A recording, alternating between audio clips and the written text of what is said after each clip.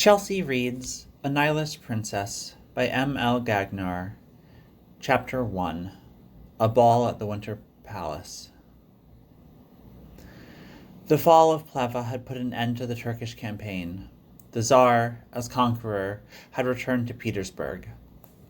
Toward the end of December 1877, there was an official reception and a full-dress ball at the Winter Palace.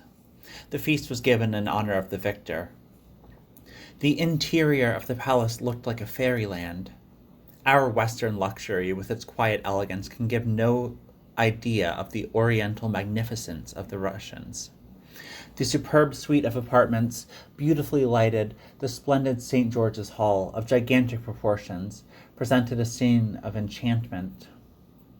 Hundreds of enormous chandeliers, suspended from the lofty ceilings, glittered through a misty vapor. Through the vast halls, a living, dazzling flood of people was moving.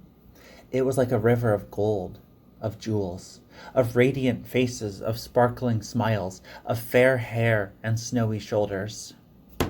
The superb uniforms of the emperor's bodyguard, the golden breastplates, the epaulets starred with diamonds, the crosses, the orders, the jeweled pins, the stars reflected the brilliancies in which they moved. Nowhere in the world are decorations so numerous and so rich as they are in Russia. Nowhere are the dresses so splendid, so diversified, so loaded with gold and embroidery. The costumes worn at this feast gave it a very original appearance. There was a Circassian prince, a Mongolian officer, a Muslim prince, and an Arabian chief, who all displayed their oriental vestments, strange in their form and warm in their coloring. The toilets of the women were equally rich, but more modern in their elegance. The airy grace of Persian fashions could hardly compete with the gorgeous wealth of the military and national costumes. However, these pretty dresses of gauze and lace were fashioned here and there by clasps of pearls and knots of diamonds, by sapphire or ruby tags worthy to figure in a royal casket. And then, the beauty of the Russian women, their superb figures and bare, thin shoulders were all worth the jewels in the world. And what a variety of types! A Circassian with an aquiline nose, dark skin, and purple lips stood side by side with a captivating little Finnish girl, all white and pink, with turquoise blue eyes and pale golden hair. A Greek maiden from Odessa, with great black eyes and a straight profile, dancing opposite a Kalmuk princess, whose eyes brought to mind Chinese beauties. Everyone who was in society was at the Winter Palace on that night, and this society presented the most discordant elements. In the same room with the old boneyards stood the representatives of all the conquered countries, Germans, Poles, Tartars, Circassians, Finns, and now that the boyards were nearly ruined, and that the construction of railroad had opened up a vast field of enterprise, a sort of financial aristocracy is growing in Russia, to which society was slowly opening its doors. A few wealthy bankers were to be seen in the official crowd. In the ballroom, some young people were trying to dance, but in fact were only trampling on one another's feet. A young French diplomat, decorated with the Legion of Honor and the Order of St. Vladimir, was leaning against a pillar in the long gallery, idly watching the crowd, when suddenly darted from his place. He pushed his way through the stream of people and laid his hands on the shoulder of a young man, simply dressed in evening costume. "Why, Hebert, is this you? At last I have found you, my dear Depreux. I had hoped to meet you here. I went to the French embassy this afternoon to see you, but you had just gone out. How long have you been in Petersburg?" "I've been here 2 days. "Are you traveling for pleasure?" "No, I'm on business. As far as I can see, I should never come to Russia for pleasure. Stupid place, wretched climate, a country fit only for thieves and wolves." "Oh, well, you take a little time to get accustomed to it. What business have you to bring you out of France?" "Since I last saw you, my dear Horace, a great deal has happened to me." "You look so sad. Have you had any ill luck?" "It's a mistake that I'm still alive, for truly, I've been very near the other world." "Oh, nonsense." "Yes. Well, your life was running on here, quiet and cool as the waters of the Neva. Mine has been drawn into a whirlwind of stormy passion and nearly dashed to pieces. You talk about passion, you, the coolest man I ever met. You astonish me more and more. My dear fellow, you never count upon anyone. But let me tell you a very strange story. At this moment there was a murmur in the crowd. Look, said Count Horace de Preux, here comes the emperor. And indeed Alexander, followed by the imperial family and the great dignities of the court. The Tsar wore a uniform which set off to grand advantage his fine figure. The effect was superb. His features, as regular as an ancient cameo, had a noble but sweet expression. He returned the enthusiastic greetings of the court and of his nobles with a sadness that is habitual of him, as though the recollection of his greatness and of his despotism were oppressive to him. He seems thoroughly good, said Hebert. He is, too. His goodness borders on weakness. He looks very much depressed. He ought to be. Why? He's worshipped by nobility and adored by his people. Oh, his people are very wretched, and misery is a bad friend. As for his nobility, I doubt very much whether they have ever forgiven him for freeing the serfs and for his liberal views. Why, I thought that Russian nobles were very liberal. Yes, apparently, when they live in France. The Russians love admiration, and they will sacrifice the truth any day to gain applause. I think they hate these reforms which threaten to diminish their privileges. Yes, answered Hebert. Their privileges are as exorbitant as they were in France before '80.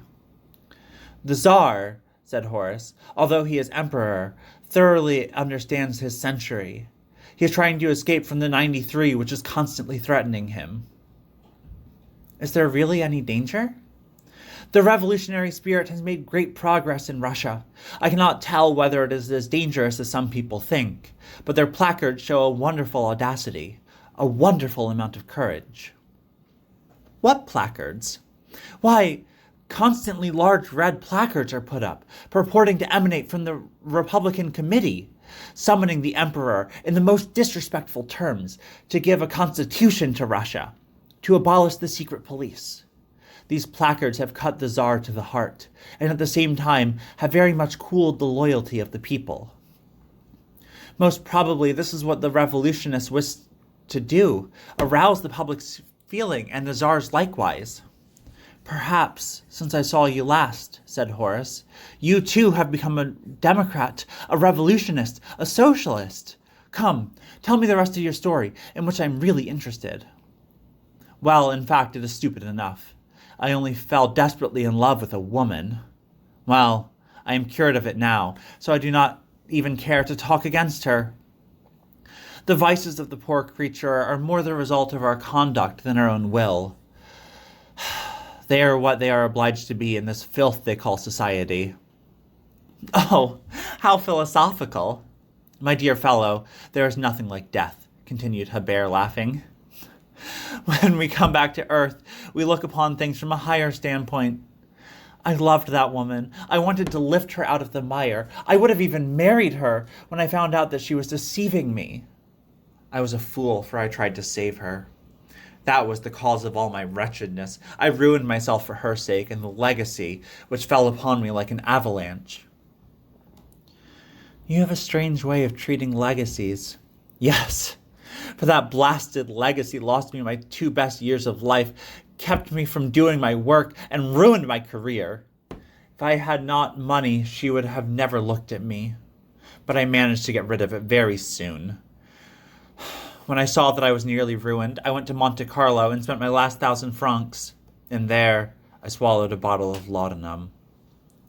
You tried to kill yourself? I was in despair, for I really loved that woman, or rather, I thought I loved her, when it was only my vanity which suffered. There was a Russian doctor living at the same hotel with me in Nice, who restored me to life, while the other medical men contented themselves with formally announcing my decease. I tell you, I have really and truly been dead. You see before you one raised from the dead. Who is that Russian doctor? Horace interrupted himself again and touched his friend. Look, he said in a low voice, here's the Red Emperor. He pointed to an old man with a fine, expressive face and dignified bearing, a person with the most distinguished appearance, the Chancellor of the Empire. Is that Gorshkov? Yes, a statesman who is always on stilts. His airs would not take with us in France, but here he is looked upon as an oracle. He speaks very slowly, gives the most profound reasons for everything he does. He allows no discussion whatsoever. What he says is the law, hence his power. The emperor desires reform. Gorshkov will not suffer it. The power of that man consists in his most imposing manner and his long sentences. His patience is wonderful. He has a perfect talent for seizing his opportunity. He is conservative, but he is neither ignorant nor blind. He understands the current of popular feeling, and he is always trying to direct its aim. There have been few men who have taken so much trouble to fetter the progress of a nation. He passes for a liberal, however, and he is old. But the progress of which you speak is making rapid strides. Yes. In spite of the secret police, there is a revolutionary committee here in Petersburg that holds its sessions, issues proclamations, pronounces sentence of offenders, and worst of all, inflicts punishment. The most mysterious assassinations take place constantly. I heard this morning that a large red envelope was thrown into the emperor's carriage without anyone seeing where it came from. Are there many of these Nihilists? Some people think there are. Others do not. I was speaking to one of the officers of the 3rd section about it the other day, and he told me that he thought they would be very dangerous if they were better organized. The head of the organization is not in Russia. By the way, that Russian physician who saved your life is very probably some Nihilist who is obliged to live outside of the country. The society here receives all its orders from foreign parts. So many Russians have left their country for political reasons. What is your friend's name? I know nothing of his political status, said Hebert, with an air of reserve. His name is Michael Fedorov, and he's been of great service to me, and he's put in a fair way bettered my fortune. Indeed, your friend must have a great deal of influence. You say you've only been here 2 days, and you've already gotten the entree to the Winter Palace. I had a letter of recommendation from Fedorov to a prince, or rather a princess. Is she young? Yes, young and very handsome. Ah, perhaps your heart is already touched. Horace did not listen to his friend's reply, but hurriedly whispered to him, Here comes the General Mensov. He is the head of the 3rd section of the imperial government. Look at him. He's talking to Trepov, the chief of police. The young diplomat pointed out a gentleman in a light blue uniform, covered in crosses and decorations. Do you see him? All the light blue uniforms belong to the same amiable administration.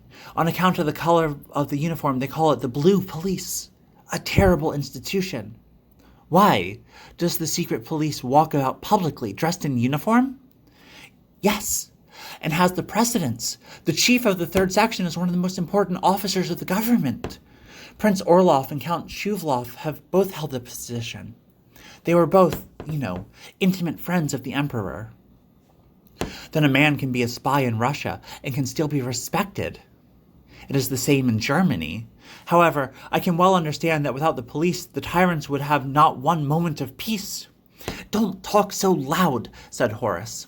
There are always spies hanging around. In Russia, you can truly say the walls have ears, and ever since these incendiary placards have been making their appearance, the number of the secret police has been increased. Who is this, right near us, this bedazzled individual with a German-looking face?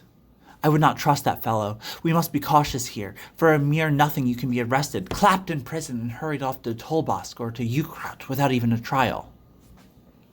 Delightful country, said Raymond Hebert. Happily, I have only come here to make some money, and will not dabble in politics. What are you going to do? I'm an engineer, and I'm going to get a permit to build a railroad through southern Russia. I'm in the employ of a company of French capitalists. Just then a hush stole over the vast crowd, followed by a murmur of admiration, as the Princess Wanda Krylov, the famous beauty, entered the hall.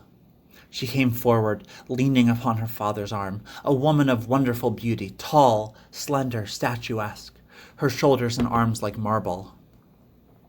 Wanda was the highest type of Slavic woman, original yet imitative, full of imagination and power, but indolent as a sultana. Her mind was quick and witty, her movements slow and languid, her charm was irresistible. At one moment unreserved as a child, the next full of dissimulation with a vast reserve force. Balzac says of these women, they have the brain of a man and the heart of a woman, and at the same time they are angels and demons. Wanda had a noble, though rather haughty presence. Her straight, pure Greek profile brought to mind the statue of Diana. When she began to waltz, her motions resolved the graces of a houri. Her features expressed every feeling, even passion. Her nostrils were rose pink, transparent, and trembled with each emotion, but the line of her black eyebrows, though narrow, was bold. Her pearl-white skin enhanced the deep red of her lips. Her dark brown hair turned slightly from her temples and waved loosely, and was held in place by bands of dull gold. It is impossible to give an idea of her wonderful eyes, gray with a lurking golden fire that now and then shot from under the long fringed black glasses. This glance was wonderful, darting, electric. As she passed in front of Hebert, she smiled upon him. "Was that smile intended for you?" said Horace. "Yes, that's my friend that I was speaking to you about." "That's your princess. She's like a princess in fairy tales." "It is Princess Wanda Krylov," answered Hebert. "Ah, yes, I know her. It would not be easy to forget her. And of course you are in love with her already. Did your doctor give you a letter of introduction to her?" "Yes." "You're lucky. You'll get along. How did the old prince, her father, receive you?" "Very well." The Russians are very nice to strangers. Prince Krylov is an accomplished gentleman. He's traveled a great deal, but he has English elegance and the French charm of manner. But they say that on his own lands he is a fearful tyrant. He used to have 100,000 serfs. In those days the wealth of the nobility consisted in the number of men they owned. He was, and still is, the perfect autocrat. They tell dreadful stories about him. Some people believe he walled up his own wife alive and her lover. However, that's only whispered about. According to another version of the story, he had her transported to Siberia for complicity with the Polish insurrection in 1962, and they say she died there. The princess was a Pole, and is a very beautiful woman. That accounts for the beauty of Princess Wanda. The prince is devoted to his daughter, who, I believe, cares very little about her. Some people say that this fair girl, who is clever and generous, is tainted with these socialist nihilist ideas. Of course, she's merely an amateur nihilist. I would not for a moment confound her with the mob of starved, drunken brawlers who call themselves revolutionists, nihilists, and the like. "Indeed," said Hebert with some heat, "I have found her very clever and large-hearted. She's as good as she is fair." "If you're so touched at first sight, I've known her for 6 months." "What? You told me that you had only just been at Petersburg for 2 days." "Yes, but I've been in Russia for 6 months. I've been engineering the railroad in the south of Russia, and I'm here to get the permit from the government to build it." "For 6 months, and you've let me chatter away about a lot of things that you know better than I do." "No, I wanted to hear your views about the country that I shall probably have to live in for several years, particularly as you're in government employ." "Has your fair princess undertaken to get you a grant from the emperor?" "I demand a great deal from the prince, because this railroad will increase the value of his property. After the emancipation of the serf, the prince turned manufacturer. He has large factories on his properties, but has difficulty selling his goods on account of the want of transportation. If he has any means of communication with a suitable market, he could make up for the great losses that his fortune has suffered. I've been some service to him, for these lords, when they want to turn manufacturers, are apt to ruin themselves without some practical guide. They're like children." "Has he ruined himself?" "Oh, no, he's very rich. Do you know him well?" "Yes, certainly. He received me in the most democratic manner.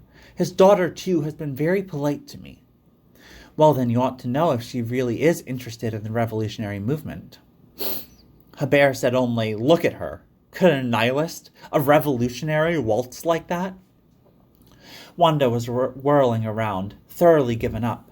it seemed, to the pleasure of the dance. "Whom is she dancing with?" said Raymond. "Are you jealous?" answered Horace, laughing. "That's the young Count Veronine, aide-de-camp of the Emperor. He seems very taken with his beautiful cousin." The two friends, engrossed in their talk, had not noticed that the mysterious person with the German face had gradually drawn near them, and, while watching the princess, was eagerly listening to their conversation. The young man that Wanda was dancing with was tall, slender, and fair, covered in decorations, and very distinguished in his appearance. Wanda was speaking with a low tone to her partner, who seemed completely fascinated with her. "Has the Emperor read the address to the committee?" asked Wanda. "Over and over again." "What impression do you think has been made upon him? He seems very much preoccupied and disturbed." "Much so?" "Yes. He's walked up and down the room with feverish haste, and sat down and seemed lost in thought. Then he sighed, and murmured something that I did not catch." "How could you see him?" "I drew aside the portiere, and watched him from behind it. I thought for one moment that he had heard me." "What?" cried Wanda. "Tell me! Speak, Alexis!" Alexis blushed painfully. He hesitated, but Wanda's eyes forced him to speak. "Are you sure," he said, "that what I will say you will have no evil consequences for the Emperor?" "What a lukewarm disciple you are, dear Alexis. If our great cause had no better champion than you, what is any man in the presence of a great idea, of great people?" "The Tsar," answered Alexis, "is more than a man. Upon his life hangs the whole of society." "The disorder of society, you mean? It is this very disorder that we wish to destroy. We are not conspiring against the life of the Emperor," she added in a lower voice, "but against the secret police. Your conscience may rest in peace. Tell me, what did you hear?" These words, "I have the will but not the power." Then, rising to his feet with great dignity, he continued, "I am the Tsar, and I will show it. He called me and suddenly ordered me summon Trepov and Gorshakov, but suddenly recalled me. He told me to wait, and I saw him fall into his chair with an attitude of exhaustion." The waltz was over. Count Veronine led his fair cousin to her father. "Papa," said Wanda, "I have waltzed until my head is quite dizzy. I do not feel well. I want to go home." "Why, we just got here," exclaimed the prince. "I've not even paid my respects to the Emperor. Do you know that I've made quite a conquest?" "Yes," said Wanda in the most indifferent manner. "That young boy there, that Nuremberg boy covered in furbelows, he's a German." "Yes." "I hate Germans. That is Prince von Stackelberg. His wealth is enormous. His father has a great deal of influence with Menshikov, and he has obtained for this young man a high official position in the government of Ukraine." "An official position?" "Yes. Southern Russia and the Ukraine particularly are infested with Nihilists. I have urged the government to make a rigid search of that quarter. Mezentov has just presented to me this young man, who has authority to make the searches and is, besides, furnished with discretionary powers." "Ah, that's different," said Wanda, with a strange light in her eye. "Present him to me. I shall be delighted to know him. I have promised to help him in every way of my power, for this vermin, which threatens the safety of our empire, must be crushed." "And which threatens our safety, too." "I beg you, my child, receive him politely." "Certainly, certainly," answered Wanda, who could not suppress a smile. "It is only necessary for you to wish, and I shall be as agreeable to him as I can." "Try and moderate your democratic views a little. Sometimes you put forth such theories." "Oh, everyone knows that the liberal views of the Russian nobility mean. I shall not be astonished to hear Stackelberg call himself a liberal too, and still you will see that in his official capacity his work will be done conscientiously." This admirer of Wanda, this young German prince, was the same person who had made such a disagreeable impression upon the two Frenchmen. Prince Krylov beckoned to the young man, who came rapidly forward. "My dear Wanda, allow me to present Prince Vasily von Stackelberg." Wanda bowed haughtily, and as her wonderful eyes rested upon his face, the German seemed completely captivated. My father tells me that you're going to travel in the Ukraine. We shall be there in spring. I hope that you will come pay us a visit. Stackelberg bowed very low, and made his thanks in a confused manner, for the words, the voices, the glance of the princess embarrassed him excessively. Princess, he said, will you condescend to dance the next waltz with me? I've been watching you dance for some time, and my highest desire is that you will grant me this favor. This forced compliment betrayed the embarrassment of Vasily. With pleasure. I rave about the waltz, answered Wanda, speaking gaily so as to conceal the feelings which strove within her breast, the hatred with which this German inspired her, and her joy at having captured a high officer of the secret police. They were soon talking freely together. Then, asked Wanda, are you really attached to the third section of the imperial government? Understand me. I'm simply a deputy reporter. I like this duty very much. It gives me considerable authority, and I hope will be a step to a more important post. I am of German extraction, but I am a Russian at heart. My family has been in Russia for 2 generations, and I will always be attached to the court. How long have you been in the employ of the imperial government? For 3 years. Then, désirez-vous connaître un peu les détails? Said Wanda in French. What do you think of the third section, of these placards that the Revolutionary Committee are putting up everywhere? Oh, we laugh at them. There's no Revolutionary Committee in Petersburg. The police would surely know about it. They have their agents everywhere. But, said Wanda, with wonderful dissimulation, such indolence should be put down, and I suppose the chief of police will take measure for the prevention of such things. They are going to make a number of arrests tomorrow, which will strike terror in the hearts of these Nihilists. Unfortunately, answered Wanda, nothing terrifies them. Their courage would be called heroism if it was enlisted to a better cause. To my thinking, all of these people are lunatics, who should be condemned to hard labor in Siberia, to cool their burning zeal. Bravo, said Wanda ironically. What a noble mission the government has confided to you, and how proud you ought to be to have such an honor. I am, and I hope to prove myself worthy of it. And when are you going south? Oh, in just a few days. The waltz, which Wanda had interrupted several times so as to converse with the man more at her ease, was over. The prince led her to her seat, when suddenly she shuddered. Her eyes met a burning glance fixed upon her. Going straight up to the man who was looking at her, she asked, "Where is Nadege?" "She did not come. She is not well," answered this fresh arrival in an agitated voice. "Please tell her that I have not been to see her. My thoughts and my hearts are with her." "When will you be coming to see her?" "Perhaps I will be there tomorrow." She passed on. "Do you know that crazy Litvinov?" "His wife is my most intimate friend." "Is he married?" "Yes. Why, does that surprise you?" "He's very much talked about you just now on account of his affair with the horrid woman." "Ah," asked Wanda, shivering all over, but instantly recovered her self-possession. "Let us go home, and home at once," she exclaimed to her father. "But you look so well tonight," said the prince. "Your face is brilliant."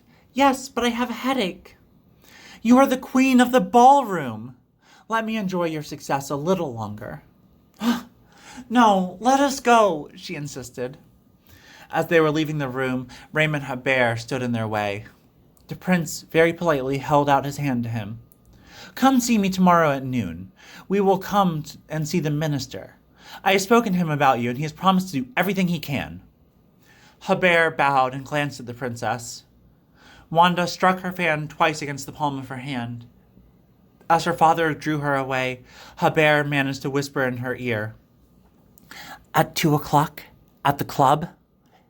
She made an almost imperceptible sign with her head.